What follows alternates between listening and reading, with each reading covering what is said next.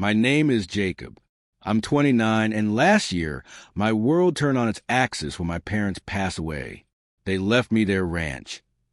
80 acres of rolling hills, stables that echoed with memories, and a house that had been the heart of our family for 3 generations. To most, it was just a property worth a significant sum, around $1.2 million. But to me, it was something infinitely more precious. It was the last tangible piece of my parents, a place where their love still seemed to linger in the air. I grew up here. I learned to ride horses long, before I ever threw a leg over a bicycle.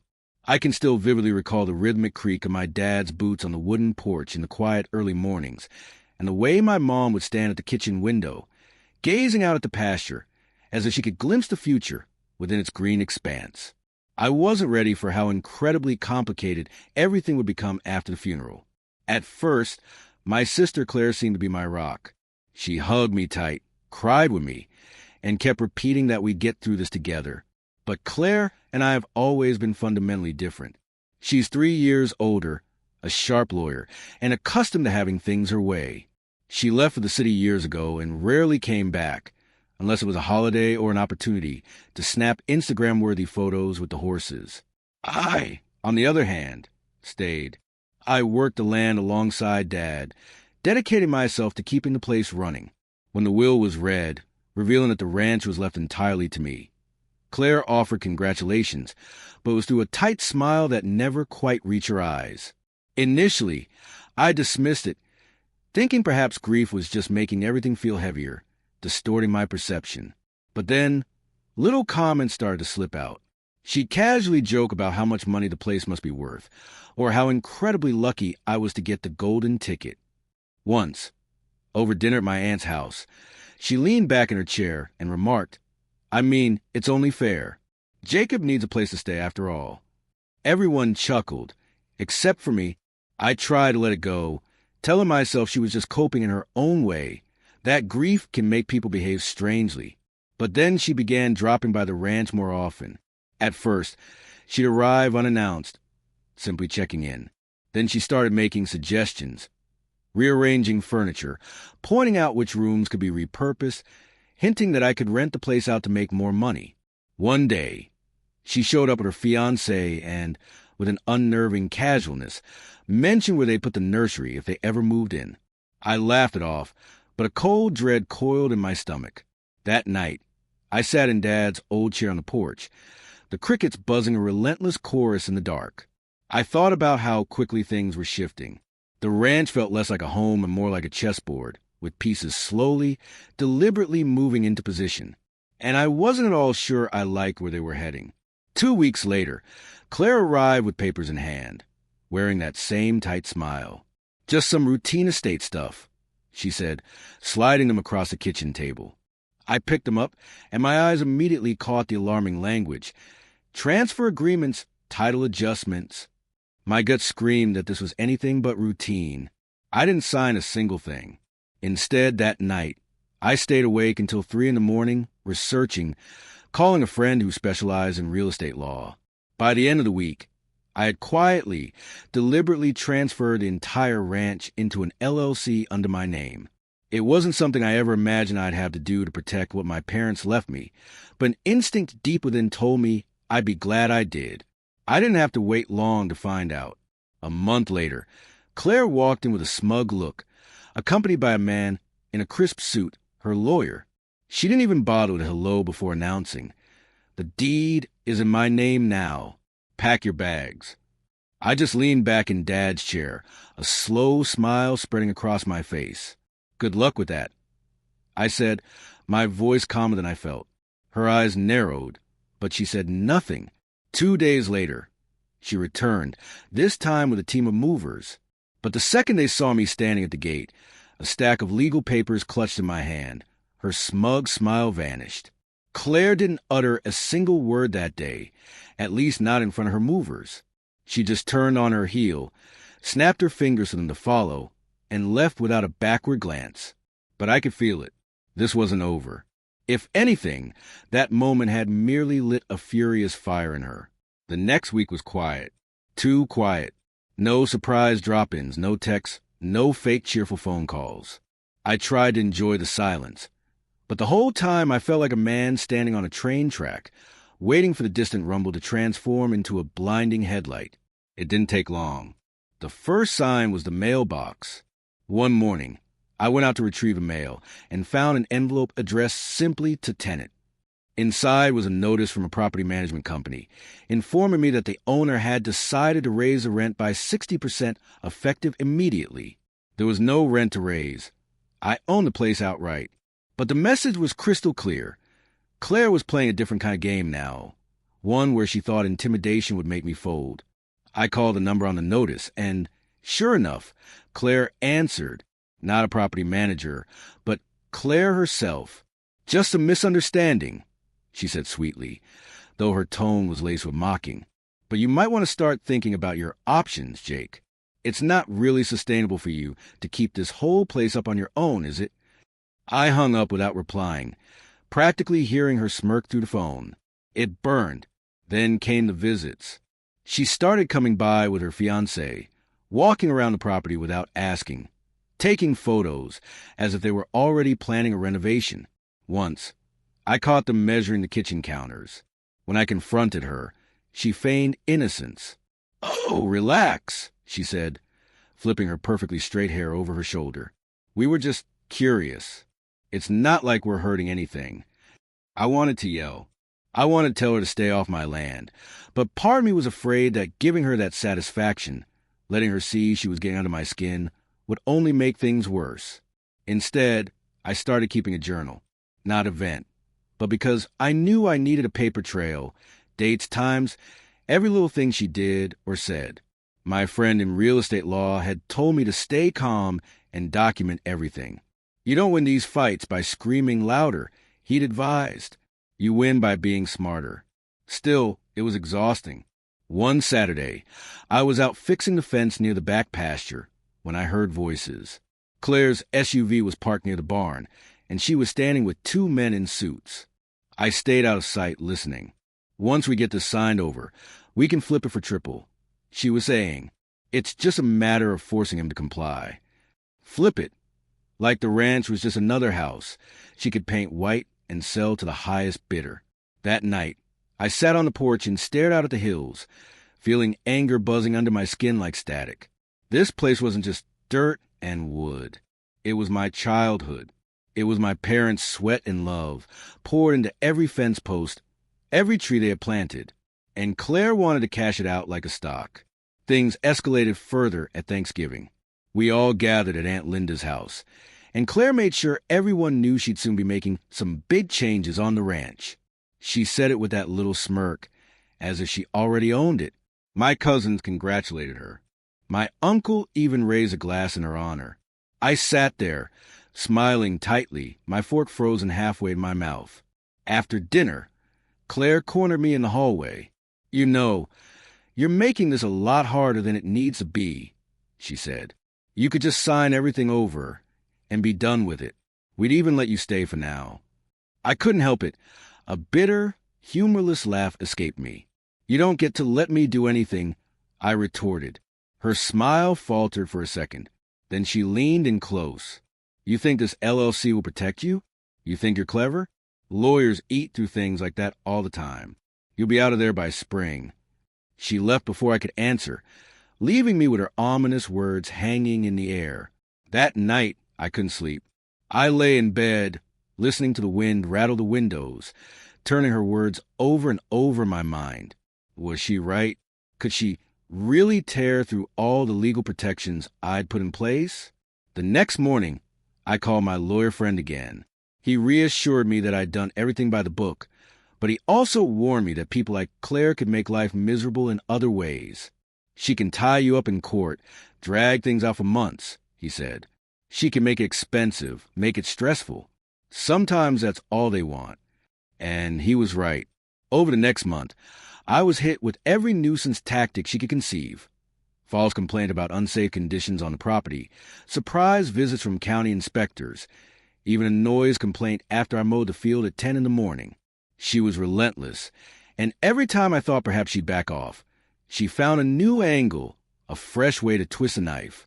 The final straw came in the middle of a stormy night. I woke up to headlights blazing in the driveway.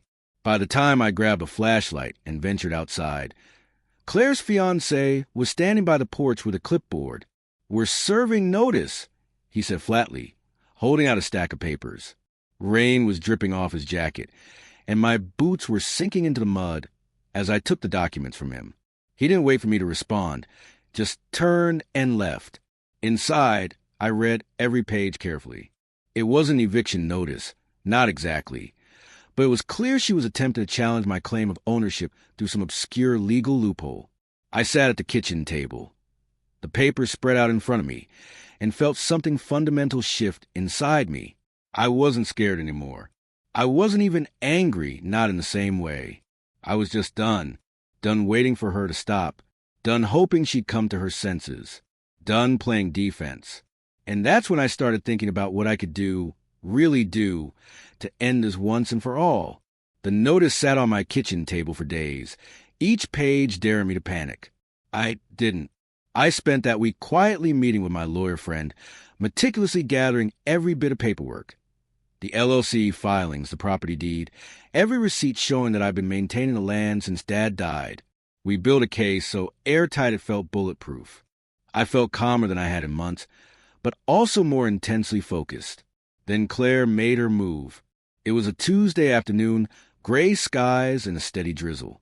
I was out by the stables, feeding the horses, when I heard the sound of an engine. Not just one, but several. When I walked up toward the house, I saw them. 2 moving trucks and 3 cars pulling into the driveway. Claire was in the lead car, stepping out in a sharp black coat, holding an umbrella like she was starring in some courtroom drama. Her fiancé trailed behind her, a smirk playing on his lips. "Jacob," she called out, her voice bright but edged like glass. "We're here to get started." I froze. "Started on what?" She gestured to the trucks. "Packing. Renovations begin next week. You should have your stuff out by then. But don't worry, we'll put the rest in storage for you." For a moment, I just stared at her, rain dripping down my hat brim. "You're not serious," I said finally, the words feeling foreign in my mouth. Claire's smile widened. "Perfectly serious. You've been dragging this out long enough. It's time for this place to be put to better use." Behind her, the movers were already unloading dollies and boxes. Something inside me snapped. "Get them off my property," I said, my voice low and dangerously steady. Her fiancé laughed. "You don't get to order anyone around, man. You've had your free ride. It's over." I could feel my pulse pounding in my ears, but I didn't yell. Instead, I walked up the steps and physically blocked the porch. "Nobody moves a thing until my lawyer sees this," I stated. Claire rolled her eyes and pulled a folder from her designer bag. "You can call whatever lawyer you want," she said, thrusting the papers toward me. "But this is already signed by the judge. The deed transfer went through. This property is legally mine." The words hit me like a physical blow. I took the papers from her and scanned them right there on the porch, my fingers trembling slightly. Sure enough, they bore a court stamp, but I could tell immediately what she had done. She had filed for a transfer claiming equal distribution of inheritance under a rarely used clause, arguing that keeping the entire ranch in my name was unfair. The worst part, the part that twisted my stomach, was that she hadn't done this quietly. As I flipped through the pages, I saw letters of support from several relatives, my uncle, a couple of cousins, all backing her claim that I was taking more than my fair share, and excluding the family from its legacy. I felt something hot rising in my throat. These were the same people who had stood next to me at the funeral and told me how proud Dad would have been that I was taking care of the ranch. The same people who had eaten at my table and laughed with me while we watched sunsets from the porch. And now they were signing letters behind my back, siding with Claire, acting like I was some kind of thief. I looked up at her, my voice strained. "You went behind my back. You went at everyone. You dragged our whole family into this."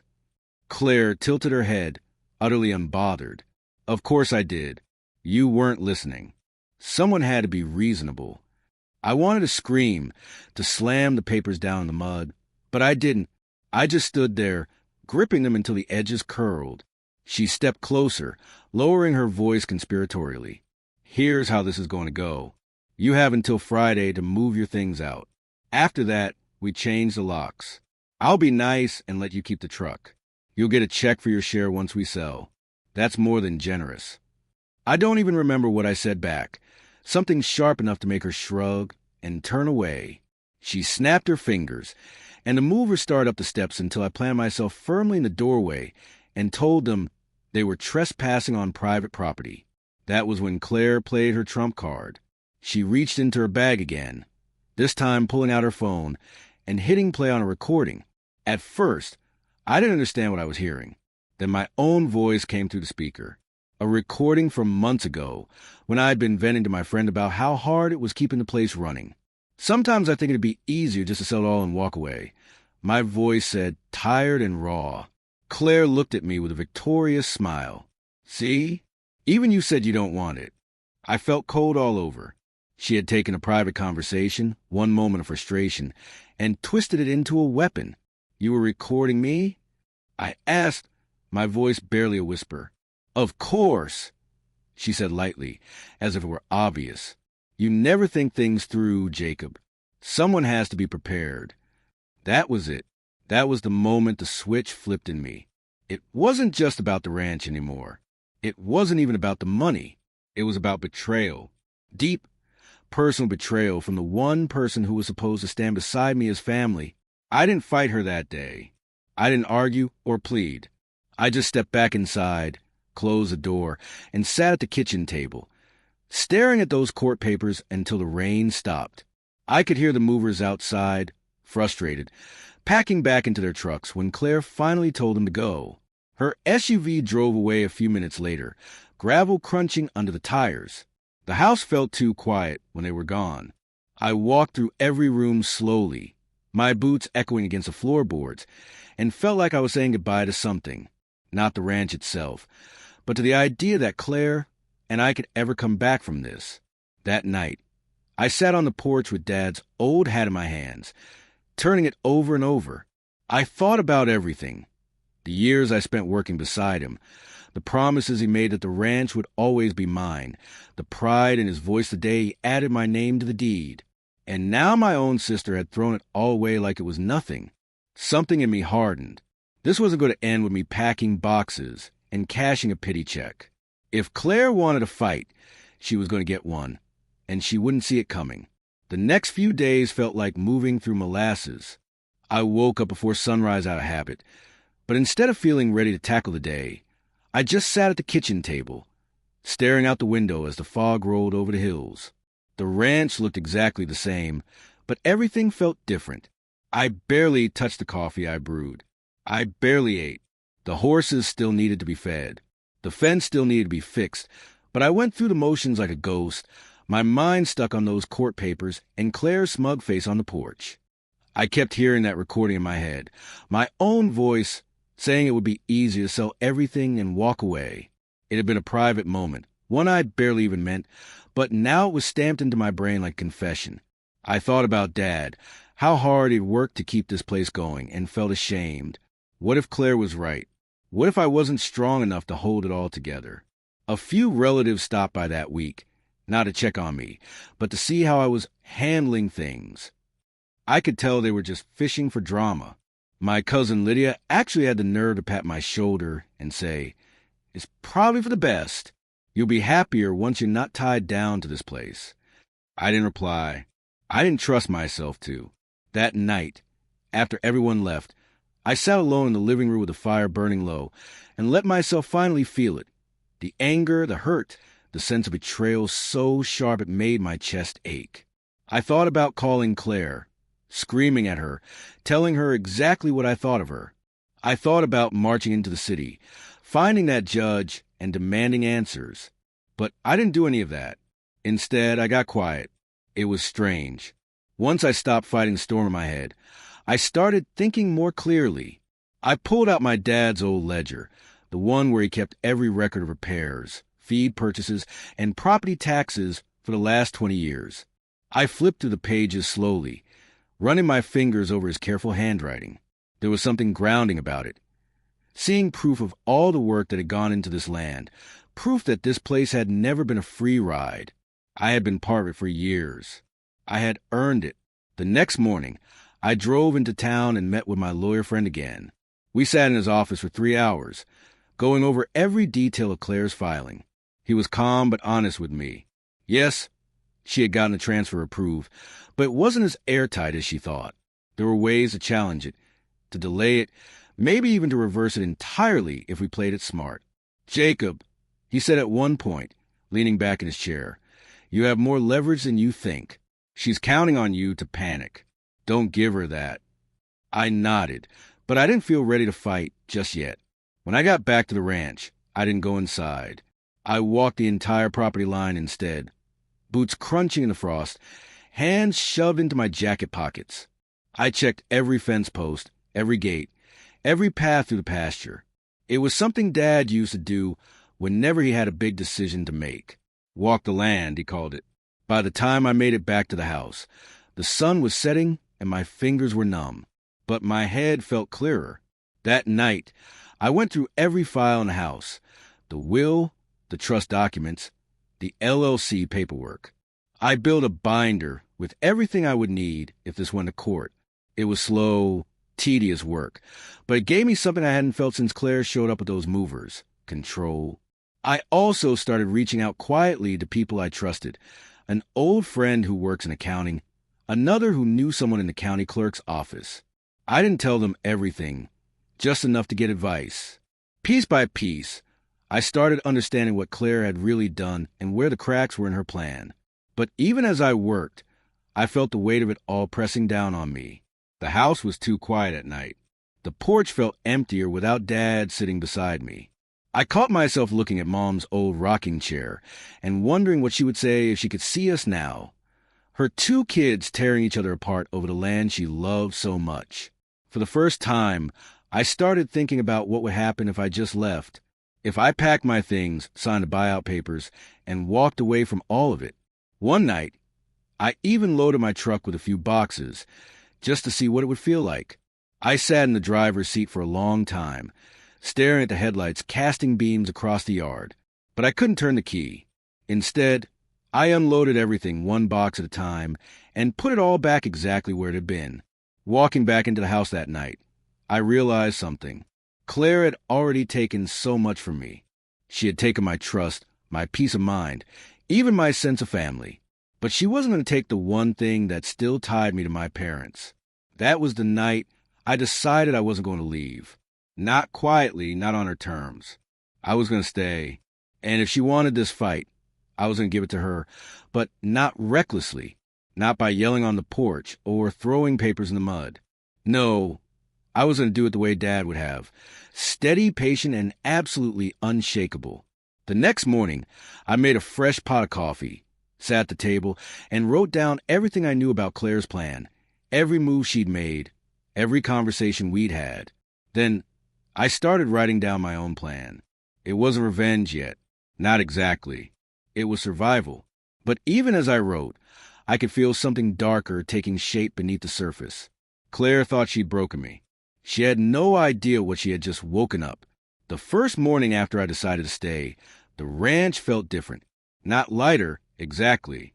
The weight was still there, but steadier, like the ground under my boots wasn't shifting anymore. I started with the small things. Mending the fences properly, fixing that leaky section of the barn roof, clearing out the old tack room that had been cluttered since Dad passed. There was something healing about putting my hands on the land again, not just keep afloat, but to make it stronger. It was slow work. But every day I crossed something off the list, and the knot in my chest loosened just a little. I also started learning, really learning. I spent evenings poring over books and articles about land management, property law, and even LLC structures. I called my lawyer friend every few days with new questions until he started joking that I could sit for the bar exam myself. One night, while reading about agricultural tax exemptions, I realized there were programs I hadn't even tapped into: grants for soil conservation, credits for keeping part of the land open for grazing. I filed every application I could find. 2 weeks later, I got my first approval letter, and with it a small, but significant check that I immediately used to repair the front gate. Word must have spread in town that I was putting in the work, because neighbors who had kept their distance since the drama started coming by to help. Mr. Harlan from down the road brought his tractor one afternoon to clear some fallen trees after a storm. "Your dad would have done it for me," he said with a shrug. Even my Aunt Linda, who had signed one of those letters backing Claire's claim, stopped by one morning with a pie and an awkward apology. "I didn't think she'd go this far," she admitted, shaking her head. "I just thought she wanted to say things, but this—" She looked around the ranch. "This was always meant to be yours, Jacob. Everyone knows it." Her words hit harder than I expected. They didn't erase the hurt of her siding with Claire, but they reminded me that not everyone was against me. By the end of that month, the ranch looked better than it had in years. The fences were straight, the barn smelled fresh, the horses had new bedding. I even painted the front porch myself, a fresh coat of white that gleamed in the sun. And as the ranch got stronger, so did I. I started waking up with energy again. I ate proper meals. I went to town more often, not just to run errands, but to be seen, to remind everyone that I was still here, that I wasn't rolling over and disappearing. I also started building my case more aggressively. I worked with my lawyer to file a motion challenging Claire's transfer, citing my years of contribution to the ranch and the original wording of the will. We didn't file it right away. Timing mattered, but we had it ready to go. Quietly, I began gathering witness statements from neighbors, feed suppliers, and even a few distant cousins who had been around enough to know the truth. I had been running this place long before my parents passed. The more I worked, the more I realized that I wasn't just defending something anymore. I was rebuilding it in my own name. One weekend, I drove into the city to meet with a financial advisor. Together, we set up a separate account tied to the LLC so that all ranch income, small as it was, flowed directly into it. I started keeping meticulous books, something Dad had always done by hand. Every feed purchase, every gallon of gas, every repair logged and documented. It felt good, empowering even, to know that if Claire ever tried to argue I wasn't pulling my weight, I had a mountain of proof that I was not just keeping the ranch alive, I was improving it. And then something unexpected happened. The ranch started to pay me back. A local riding school asked if they could rent the pasture for weekend lessons. A nearby wedding planner called about using the property for rustic photo shoots. I said yes to both. The first check I got from those side deals was small, but it felt like a profound victory. Proof that this place could thrive under my watch, that it wasn't just a burden. Claire, of course, wasn't staying quiet. Every week or two, I get some new passive-aggressive text or email, friendly reminders about my upcoming move-out date, or suggestions for where I might relocate. I didn't respond to a single one. Instead, I waited. Every time I fixed something on a ranch, every time I added a page to the binder, every time I deposited a check into the LLC account, I felt the balance shifting. Slowly, quietly, but undeniably. One evening, as the sun dipped below the hills, I stood on the porch with a cup of coffee and realized I wasn't scared anymore. For the first time since this nightmare started, I felt ready. Not just ready to defend myself, but ready to take the fight to her if I had to. The thought didn't fill me with dread, like it used to. It filled me with something else, a calm, steady determination. Claire had made this personal, and now I had something personal to fight for, not just the ranch, but my name, my dignity, my place in this family. And as I stood there watching the last light fade over the pastures, I made myself a promise. The next move wouldn't come from her. It would come from me. The shift happened so gradually, I almost didn't notice it. One morning, as I sipped coffee on the porch and watched the mist lift off the pastures, it hit me. I wasn't just surviving anymore. I was getting ready. Everything I had done in the past few months, fixing fences, repainting, keeping meticulous records, had built me into someone different, someone sharper, calmer, harder to knock off balance. But now it was time to go beyond maintenance. I started with a paper trail. My binder was already full, but I wanted more than just receipts. I wanted leverage.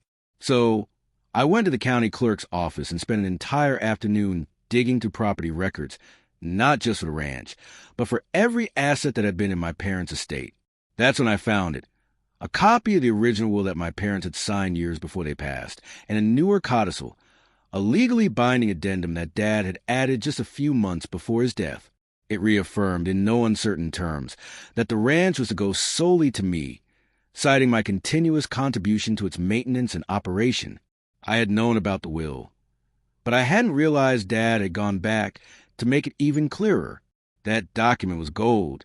I made certified copies, filed them where they couldn't be touched, and handed one to my lawyer friend, who whistled low when he read it. "This is good," he said. "Really good. It strengthens your case tenfold. If this goes to court, she's going to have a hard time spinning it as unfair." But I didn't stop there. I started calling around, not just family, but old neighbors, ranch hands who had worked here years ago, anyone who could testify about my role in keeping the ranch running. Most were more than willing to help, especially when they heard what Claire was trying to do. Some of them even had old photos. Me and Dad fixing the roof, me baling hay in the middle of July, me helping birth a foal when I was 17. I collected them all, building a timeline that stretched back more than a decade. Every piece of evidence went into the binder, which had now grown into 2 full binders, neatly tabbed and indexed. I started keeping one copy at the house and another off-site, just in case. But gathering evidence wasn't enough. I needed to make sure that no matter what happened, Claire couldn't bulldoze her way onto the property again. That's when I reached out to a security company in town. They came out and installed cameras at every gate, motion lights around the barn, and even a discreet keypad lock on the house. It wasn't about fear, it was about control.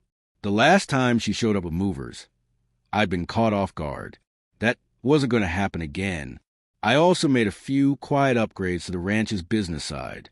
My financial advisor helped me restructure the LLC into a multi-member setup with protections that made it much harder for anyone outside of it to force a sale. He even suggested adding a poison pill clause, basically a legal booby trap that would make it financially unattractive for Claire to try to take over. When I signed those documents, I felt something shift inside me. This was no longer just about holding on to what was mine. I was building a fortress, legally, financially, and physically. Then came the information that turned everything on its head. One night, I was in town having dinner at the local diner when an old family friend, Mr. Collins, slid into the booth across from me. He's one of those people who always seems to know everything before anyone else does. "I heard your sister's been talking to developers," he said, stirring his coffee. I frowned. "What kind of developers?" "The kind who build golf resorts," he said, looking pointedly at me. "They've been sniffing around this county for a while, buying up land cheap. Word is she's been in talks to sell them your ranch, or at least part of it." The idea made my stomach twist.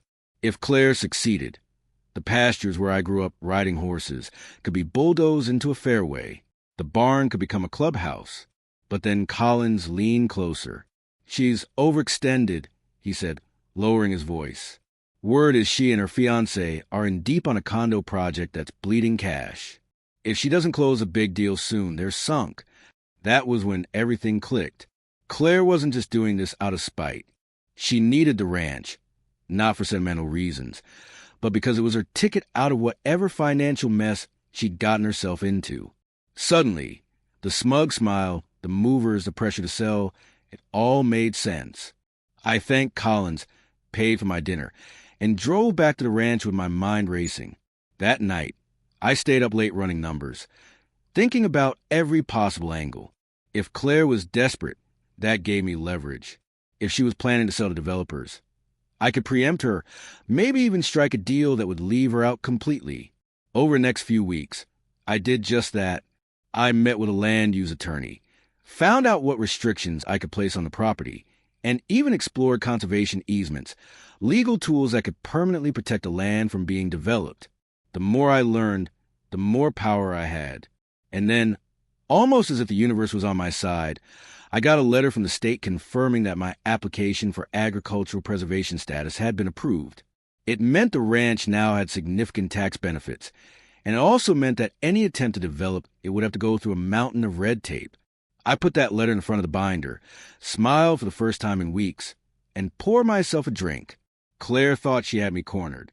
She had no idea that I had just taken away the one thing she wanted most, the ability to flip the ranch for a quick profit. But I wasn't going to tell her that yet. No, I was going to wait. I was going to let her think she was still winning. Let her keep pushing, keep overplaying her hand. Because when I finally made my move, I wanted it to be devastating. I waited until late January to make my move. By then, the ranch looked better than ever. My binders were overflowing with documentation, and my lawyer had every filing prepped and ready. I could have pulled the trigger sooner, but timing was everything. I wanted Claire confident, even cocky, thinking she had already won. She gave me that chance herself. One Friday afternoon, just as the sun was dipping low and painting the hills gold, I saw her SUV come down the drive again. This time, there were no movers, just her and her fiancé, both looking smug. She stepped out without a word and handed me another letter. This one gave me a final notice of my move-out deadline. I read it slowly, taking my time, then folded it neatly and set it on the porch railing. "Thanks," I said calmly. "That'll make a nice exhibit." Her smile faltered. "Exhibit?" I nodded toward the house. "In court, where I'll be filing a motion first thing Monday morning to have your transfer overturned." Her fiancé laughed, like it was the funniest thing he'd heard all week. "You can try," he sneered. "Oh, I will," I said evenly. "And I'll win." Claire crossed her arms. "You're bluffing." I didn't say another word. Instead, I walked inside, came back with one of my binders, and opened it right there on the porch. I flipped through the tabs. Photographs, affidavits, copies of the codicil Dad signed, tax records, income logs, witness statements. Claire's eyes darted across the pages, and for the first time, I saw a real doubt flicker across her face. "This is airtight," I said quietly. "You think a judge is going to side with someone who hasn't set foot here in years over the person who has been maintaining it, improving it, and keeping it profitable? You think they'll ignore Dad's written wishes? You don't have a case. Claire, you have a mess." Her fiancé started to say something, but I held up a hand. "And before you even think about selling it to your developer friends, don't bother. The ranch is now under a conservation easement. That means it can't be turned into condos or golf courses or whatever cash grab you're dreaming up. This land is protected permanently. The only thing you can do now is try to force a sale, and good luck convincing a court that bulldozing my home for a resort is in the public interest." I closed the binder with a soft thud. Claire's face had gone pale. "You're lying," she said finally, but her voice lacked its usual bite. "Am I?" I reached into my pocket and handed her a copy of the state approval letter. "Read it yourself." She snatched it, scanned it, and her expression changed dramatically as she realized what it meant. "This isn't fair," she hissed. "You're ruining everything." I stepped closer, my voice low and calm. "No, Claire, I'm protecting everything. The difference is that I'm doing it legally, transparently, and with respect for what Mom and Dad wanted. You came onto my property, tried to trick me into signing it over, dragged the whole family into your scheme, and even recorded me without my consent. And you thought I was just going to roll over." Her fiancé put a hand on her arm. "Let's go," he muttered, but she shook him off. "No," she said, glaring at me. "You think this is over?" "Oh, it's just getting started," I said, smiling for the first time. "On Monday, my lawyer is filing a countersuit for legal fees, damages, and an injunction preventing you from stepping foot on this property without my permission. The sheriff will serve you the papers by the end of the week." Her fiancé swore under his breath, but I didn't react. I just turned and walked back into the house, leaving them standing on the porch, stunned and defeated. That night, I sat at the kitchen table, the binder in front of me, and felt a strange calm settle over me. For months, I had been on the defensive, waiting for her next move. Now, for the first time, I was the one dictating the terms. Monday morning, we filed everything. My lawyer was practically giddy. He said it was one of the cleanest cases he'd ever seen. The court date was set for 3 weeks out, but the temporary injunction went through immediately. That afternoon, a sheriff's deputy came by to post a notice on the front gate. No unauthorized entry. I didn't have to wait long to see the effect. 2 days later, Claire showed up again, this time with 2 men carrying clipboards. But before she could even reach the porch, the deputy who had been stationed at the gate stopped her and handed her the official order. I watched from the porch as she read it, her face draining of color, her hands trembling. Then she looked up and saw me standing there, calm and steady, and something in her expression cracked. She wasn't smug anymore. She wasn't even angry.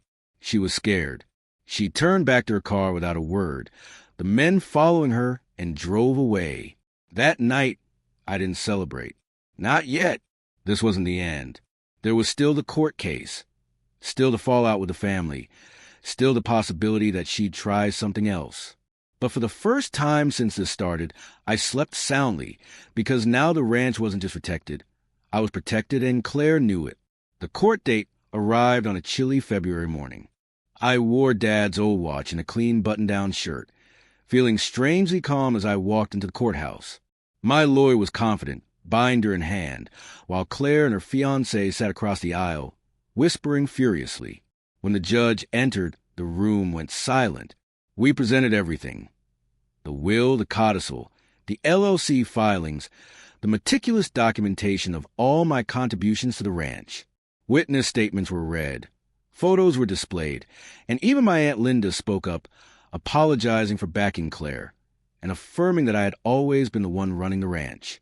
When it was Claire's turn, her lawyer tried to argue that she was entitled to equal distribution of assets. But the judge flipped through the codicil, frowned, and asked, "You do realize this document explicitly names Jacob as the sole heir of the ranch, correct?" Claire's lawyer stammered.